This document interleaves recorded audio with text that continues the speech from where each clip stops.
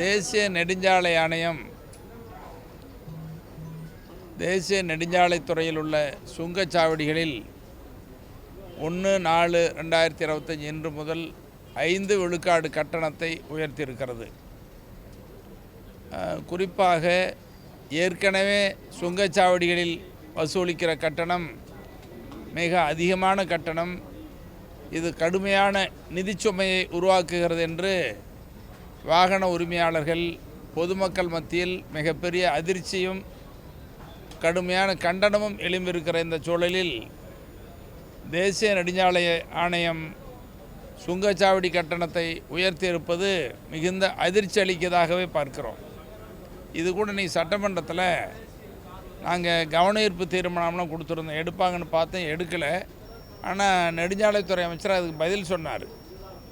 குறிப்பாக 5 விழுக்காடு கட்டணம் என்பது கூடுதல் கட்டணம், ஏற்கனவே அதிகமான கட்டணம். ஆகவே நடுவண் அரசை நாங்கள் வலியுறுத்துவது உயர்த்திய கட்டணத்தை உடனடியாக திரும்ப பெற வேண்டும்.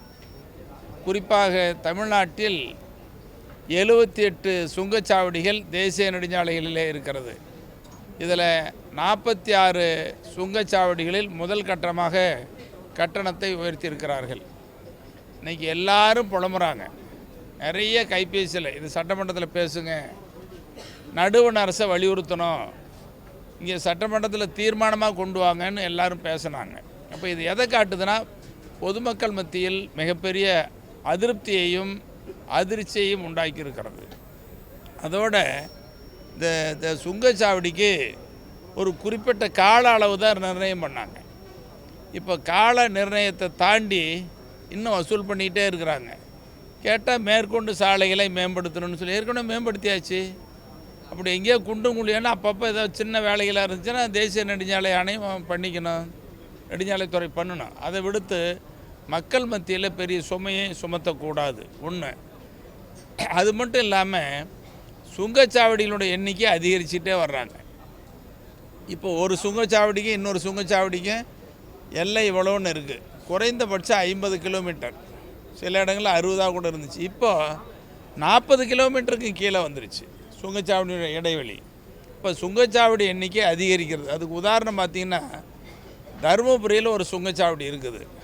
தருமபுரியிலிருந்து பாலக்கோடு, கிருஷ்ணகிரி அந்த வழியில் சாலையே முடியல. ஆனால் பாலக்கோடு பக்கத்தில் சுங்கச்சாவடி போட்டு கட்டணம் வசூல் பண்ணுறாங்க, ஒசூர் போகிற சாலையில். இது கண்டனத்துக்குரியது. அந்த தேசிய நெடுஞ்சாலையே கூடாதுன்னு சொல்லி இன்றைக்கி மக்கள் எல்லாம் போராடிட்டு இருக்கிறாங்க. பாட்டாளி மக்கள் கட்சி நாங்களும் அது எதிர்ப்பு தெரிவித்தோம்.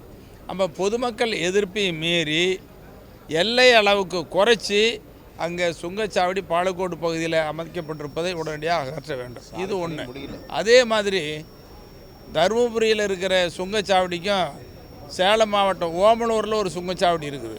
அதுவும் விதியை மீறி எல்லைக்கு உட்பட்ட ஒரு சுங்கச்சாவடி. இது ரொம்ப வருஷமாக போராட்டம் நடந்துகிட்டு வழக்குகள்லாம் கூட போட்டாங்க.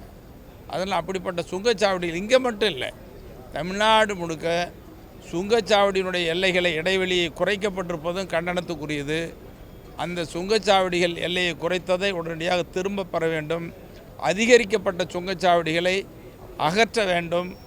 அதோடு உயர்த்தப்பட்ட கட்டணத்தை உடனடியாக திரும்ப பெற வேண்டும், ரத்து செய்ய வேண்டும் என்று சட்டமன்ற கூட்டத்தொடர் நடக்கிற இந்த நேரத்தில் வலியுறுத்துகிறோம். இது சட்டமன்றத்திலையும் நாங்கள் தொடர்ந்து வலியுறுத்துவோம்.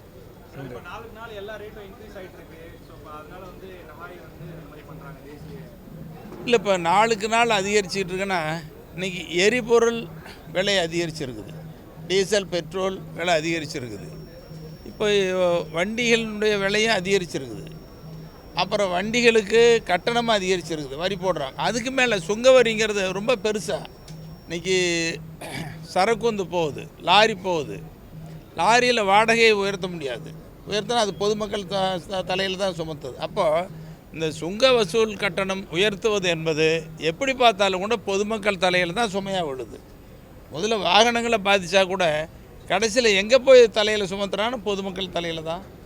வாடகை கட்டணம் உயருது, மகிழுந்து வச்சுருக்கிறவங்க, இருசக்கர வண்டி வச்சுருக்கிறோம், இவங்க தலையெல்லாம் உருளுது அன்னைக்கு. ஒன்று. இதோட இன்னொன்று நாங்கள் வேண்டுகோளாக வச்சுருக்கிறோம். ஒரு சுங்கச்சாவடி இருக்குதுன்னு சொன்னால் அதனுடைய எல்லைக்குள்ள ஒரு சுங்கச்சாவடி எல்லையில் விவசாயி இருக்கிறான், உடனே ஏதாவது பொருள் எடுத்து போவான், வீட்டுக்கு போயிட்டு திரும்ப வருவான். அவன் 4 சக்கர வண்டி சின்ன வண்டியில் போவான், டாட்டா ஏசின்னு சொல்கிறாங்கல்ல, சின்ன வண்டியில் போவாங்க. போயிட்டு நிலத்துக்கு போயிட்டு திரும்ப வருவாங்க, அது ஊருக்கு போயிட்டு திரும்ப வருவாங்க. அப்போ வர்றவங்களுக்கெல்லாம் 2 முறை கட்டணம் 4 முறை கட்டணம் செலுத்த வேண்டியதாக இருக்குது. அதனால் தமிழ்நாடு முழுவதும் இருக்கிற சுங்கச்சாவடிகள் அந்தந்த உள்ளூர் பகுதியை சார்ந்தவர்களுக்கு கட்டண சலுகை வழங்க வேண்டும். இது ரொம்ப முக்கியமான கோரிக்கை. இது பாட்டாளி மக்கள் கட்சி மட்டும் இல்லை, ஒட்டுமொத்த தமிழ்நாட்டு மக்களுக்கும் எங்கெல்லாம் சுங்கச்சாவடி இருக்குதோ அந்த சுங்கச்சாவடியை ஒட்டி இருக்கிற எல்லை பகுதி ஒரு வட்ட அளவில் அல்லது வட்டார ஒன்றிய அளவில் அங்கே கட்டண சலுகை வழங்க வேண்டும். இது மிக முக்கியமான கோரிக்கையாகவும் உங்கள் மூலமாக நடுவண் அரசுக்கு முன்வைக்கணும்.